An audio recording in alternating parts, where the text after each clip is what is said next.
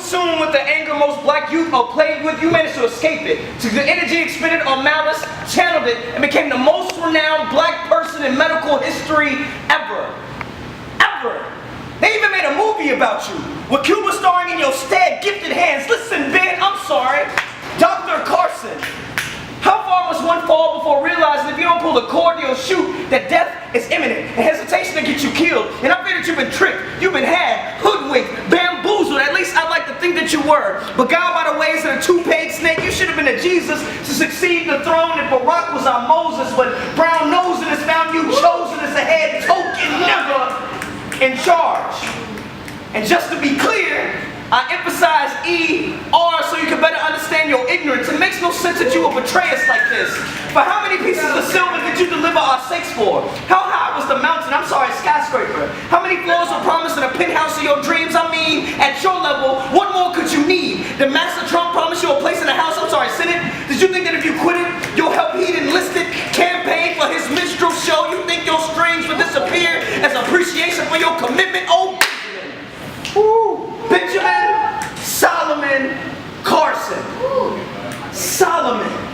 Your namesake says you should have been a king. Solomon was a ruler of many nations, and you're just fine with boiling the rice. Uncle Ben, I'm sorry, Dr. Carson. We had such high hopes for you. But I guess being a black man of first, you're fine with going down as being the first presidential coon. That's right?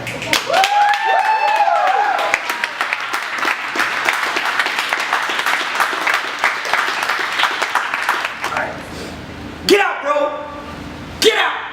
You know how much the Russians love fine china and fancy spoons? Melania looks like she loves tea parties and Trump with his tiny hands, compiled with his Spicer and Kellyanne. It's no wonder you're on TV spewing alternative facts about how blacks actually got here. Ben, if you're in there, if you're in the sunken place and can't get out, blink twice. Blink 3 times and they got a hit squad next to your fence yard. I know them suits ain't suiting you. You're used to medical coats and scrubs. If your media outbursts of ignorance have been cries for help, then Ben, my man, you need to get those. They lobotomize what peace of mind you had inside. See, the race was just the beginning, and you're marching towards the end. Oh, Ben. Oh, Ben. How come we have not seen the signs? They must have taken your wife's mind too, because what black woman would blindly stand by and support you? I'm questioning your rhetoric. You need to get out and stay woke. Turn around. Don't park. Don't collect $200,000 from the taxpayers. You need to start sending prayers up right now. The kind that our old great-grandmothers used to pray when they were captured and enslaved and made to maintain plantations for no pay. You need to start sending up those old down south from your toes hymnals that those non-immigrated black bodies used to pray with the whips and the chains and the auctions and experiments and the murder and the rape and all of that happened. But you know what? You know what? I think I figured it out. I think I figured it out. There it is. There it is. They must have replaced your mind with Nancy Reagan's. Because you're on that Reaganomics tip. Tell all the blacks to grab their bootstraps and rise up like you did. Tell them that that racism doesn't affect you because we're beyond that, like you did. Tell them that the hood, well, that the hood is just a stepping stone to get the houses with white thrones like you did. Tell them that the options are limitless. Tell them some bullshit like the slaves weren't slaves, they were working immigrants like you did. You know what? Tell them that all of the systemic racism, the police brutality, and the protests, none of that shit matters because we're beyond that, and it definitely doesn't affect you, you know, because we were all born with the same silver spoon and boots with straps like you did, but you forget. You didn't have any boots to begin with in the first place. You must not remember your birthplace, Ben. I need to flash you with my camera so you can remember your purpose. Ben, get out. Get out of that house. You get out of that goddamn Caucasian house right now because you are dying and we are trying to save you. Yeah. The fastest. Look at his teeth and strong jaw, his feet, his legs, his shoulders and arms, my God. I seen him fly through the air to catch a pass, hit the grass, and avoid all contact. His 6'5" wingspan surely can be seen in the sky with the remains of pigskins clutched tightly in his talons. I wonder if he's been signed by Nike. The man's marketing the melanin in our skin, in our men. ESPN, Every sport played by Negroes. Pause. Ain't it funny how our heroes are owned by contracts?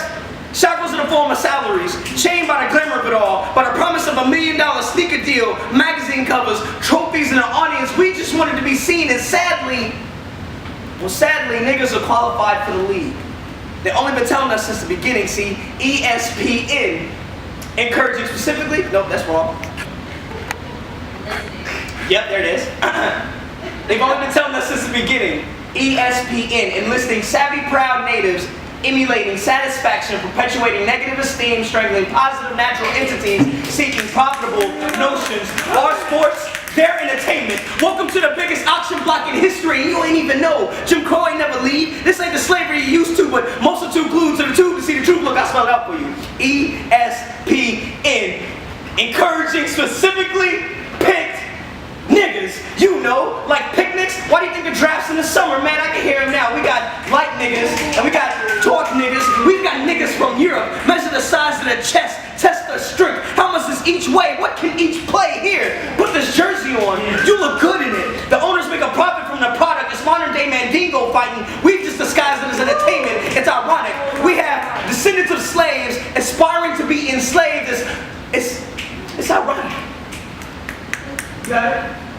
My bad, I'm so sorry, y'all. We have descendants of slaves aspiring to be enslaved, awestruck by the construct of freedom in the form of finances, but what fine chances they have. Only 1 in 16,000 high school athletes to ever make it to the pros. College students will forsake PhDs for MVPs, and black boys can tell you every stat they see but can't read. We make up over 50% of the NFL and the NBA, but only 18% of those with degrees. It's scary. We can line up for the jeweler and dealership, but can't choose leadership. What happens when we are the face of entertainment, but don't have no voice in politics, posterizing our bodies on Fox and Sport News? It's a shame. This is where our black youth view their flawed futures, so brainwashed by seeing our faces on criminal dockets that we've agreed to selling ourselves for profit. They're trafficking the potential in our packaging, all under the veil of the exploitation and selling of powerful niggas. ESPN.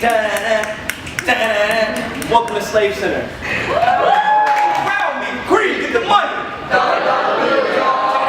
Cash rules everything around me. Constantly reaping ever-growing matters, causing relinquished ethics, anguish, moving corrupt, rhyming MCs around minds. Greed, get the money. It's all just a game, y'all. Could representatives establish the anarchist methods? Come on. Somebody read between the lines so that even in the church, under the cross and the steeple, you can hear the preacher preaching to these people that Christ redeems. Everyone acquiring money off of your checks. The Lord needs dollar bills. Are you listening? Catholics rape early adolescent men, creating rage, ensuring annihilated multitudes, crushing reason, developing outward mindsets, causing grievous efforts to bring minuscule commotion, rendering evidence automatically contaminating righteous entities, assassinating masses. Cash ruined essentially all men. No better, I heard them say that cash rules everything. Amen. They say history is written by the victor. But the winner's always the one with the most money, but the dead souls on the green scrolls don't make it righteous. We're just taught it's righteous because the loser had insufficient funds. Not enough ones to top the tons of metal guns staring down upon them. Think about it. In the real world, how often does the bad guy get away? See, the world would lead you to believe that the only thing worth cherishing is a continuous dream of chasing the cream, becoming fiends to greed and envy, killing your will to fight. Check it. They've canceled rebel efforts about mobilizing. They've circumcised our minds, but monopolizing on our lives. So our more towns will become ghettos and more suburbs, projects. They're all just measuring the effects of how we all react to the acronym that's ruined our world. See, cash rules everything around me. Cream, we were taught wrong. Our history is based off of getting the dollar bills, y'all.